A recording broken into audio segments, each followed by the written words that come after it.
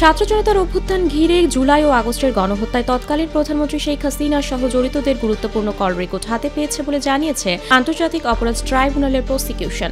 এসব রেকর্ডে গুমের গুরুত্বপূর্ণ তথ্য পাওয়া গেছে বলেও জানানো হয়েছে। দুপুরে আন্তর্জাতিক অপরাধ ট্রাইব্যুনালে এসব কথা জানান প্রসিকিউটররা। তারা বলেন, হত্যাকাণ্ডের আলামত গায়েব করতে সব ধরনের আয়োজন করা হয়েছিল। সংবিধানের ১০৬ অনুচ্ছেদ অনুযায়ী সুপ্রিম কোর্টের মতামত নিয়ে অন্তর্বর্তী সরকারের শপথ নেওয়াকে চ্যালেঞ্জ করে দায়ের করা রিট খারিজ করেছেন হাইকোর্ট। আদালত বলেছেন, বাংলাদেশের জনগণ অন্তর্বর্তী সরকারকে বৈধ বলে মেনে নিয়েছে, কাজেই এই নিয়ে বিতর্ক থাকতে পারে না।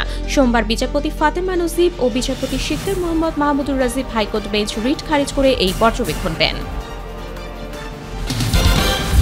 চাকুরিতে পুনর্বহালের দাবিতে ফের সচিবালয়ের সামনে অবস্থান কর্মসূচি পালন করেছেন পুলিশের ৪০তম ক্যাডেট সাব ইন্সপেক্টর ব্যাচ থেকে অব্যাহতিপ্রাপ্তরা। সকাল 10:30টায় শুরু হওয়া এই কর্মসূচিতে যোগ দেন অব্যাহতি পাওয়া ৩২১ জনের অনেকে। তারা বলছেন, সরকারের উচ্চ মহলের সাথে আলাপ করে পুনর্বহালের বিষয়টি সমাধানের আশ্বাস দিয়েছিলেন স্বরাষ্ট্র সচিব। এরপর ৬ দিন পেরিয়ে গেলেও কোনো সুখবর আসেনি।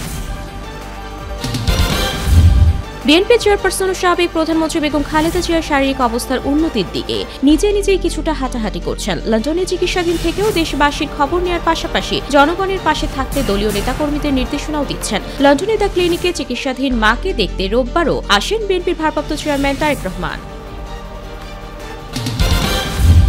আইনের তোয়াক্কা না করে রাজধানীতে বছরের পর বছর প্রশাসনের নাকের ডগায় চলছে ফিট লক্কর ছক্কর নেসিন গণপরিবহন। নগরবাসীকে অনেকটা এসব গণপরিবহন ব্যবহারে বাধ্য করা হচ্ছে বছরের পর বছর ধরে।